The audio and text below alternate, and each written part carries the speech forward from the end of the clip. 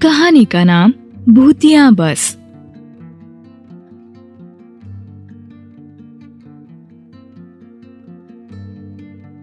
संजय नाम के एक आदमी ने एक हाईवे पर एक जमीन खरीदी थी। उस जमीन पर उसके ढाबे का काम चल रहा था।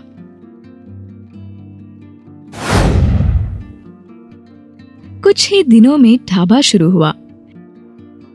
एक दिन संजय अपने पास काम करने वाले रमेश से, रमेश, मैंने तय किया है कि हम रात को भी ढाबा खुला रखेंगे। रात के वक्त बड़ी बसें, ट्रैवलर गाड़ियां बहुत से यात्रियों को लेकर जाती है। अगर रात के वक्त एक भी गाड़ी हमारे ढाबे पर रुक गई तो हमें बहुत मुनाफा होगा। मुझे लगता है कि रात में 3 लोग काम के लिए रुकेंगे तो भी चलेगा। तुम लोग रात को यही रुक जाना। ठीक है सेठ।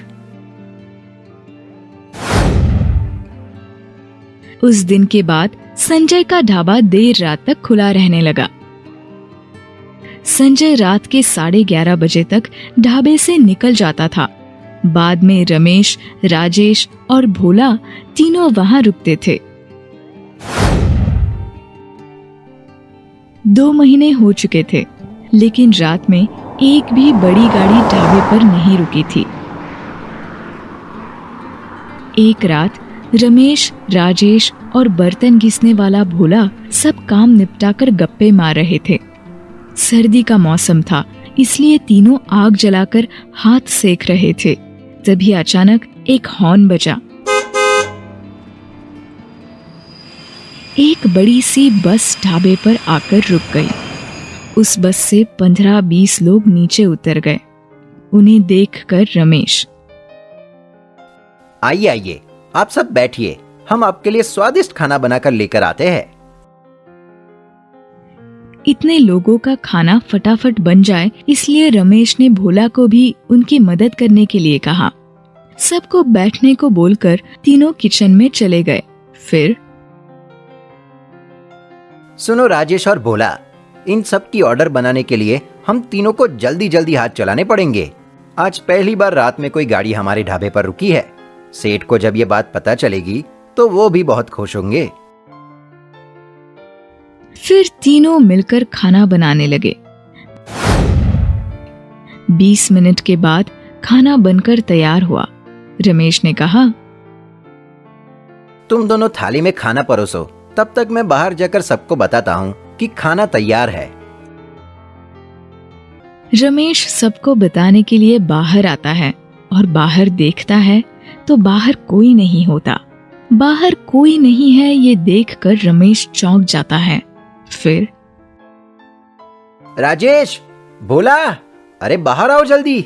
ये देखो, यहाँ तो कोई नहीं है। कहाँ गए सब लोग? अरे वो देखो बाहर, सब लोग वहां हैं, बस में जा रहे हैं। लगता है कि बहुत देर राह देखने से तंग आकर सब लोग वापस जा रहे हैं। हमने इतनी मेहनत से सारा खाना बनाया, सब बेकार हो जाएगा और सुबह सेठ आएंगे तो उन्हें हम क्या जवाब देंगे? अरे ऐसे कैसे मेहनत जाया जाने देंगे? मैं रोकता हूँ उन लोगों को। हाँ हाँ, हम भी आते हैं। रमेश, राजेश और भोला बस की तरफ भागते हैं। रमेश बस की अंदर जाता है। बस के अंदर घना अंधेरा होता है। फिर, सुनिए, आप सब ऐसे खाना छोड़कर कहाँ जा रहे हैं? हमें पता है कि हमारी वजह से आपको इंतजार करना पड़ा, लेकिन अभी चलिए, गर्मा गर्म खाना आपकी राह देख रहा है। लेकिन रमेश की बात का कोई जवाब नहीं देता। तभी अचानक एक बिजली कड़कती है। उस बिजली की रोशनी में रमेश देखता है कि उस बस के अंदर तो कोई भी नहीं है। ये देखकर रमेश की आंखें खुली की खुली रहती हैं। रमेश बस से नीचे उतरता है। अरे रमेश, क्या हुआ? वो सब आ रहे हैं ना खाना खाने के लिए। राजेश, उस बस के अंदर कोई भी नहीं है। क्या कुछ भी बोल रहे हो? भांग चढ़ाई है क्या तुमने? अभी अभी इतने लोगों को बस में चढ़ता हुआ देखा था, अभी उस बस में कोई नहीं है, ये कैसे हो सकता है? अरे मैं सच बोल रहा हूँ, अंदर कोई भी नहीं है। तभी बस शुरू हो जाती है। भोला बस के आगे भागता है और उसके सामने खड़ा हो जाता है। अरे भोला मेरे भाई, उस बस के सामने मत जा। उस बस में जरूर कुछ अजीब है। ऐसे कैसे जाने दें इन लोगों को? इनके लिए इतना सारा खाना बनाया, वो सब फेंक दे क्या? भोला ऐसे बोल ही रहा था कि उसकी नजर बस के ड्राइविंग सीट पर गई, लेकिन ड्राइविंग सीट पर कोई भी नहीं बैठा था। ये देखकर भोला को रमेश की बात पर यकीन हो गया। वो बस के सामने से भागने ही वाला था कि तभी वो बस तेजी से उसके पास आ गई और उसे कुचलकर चली गई।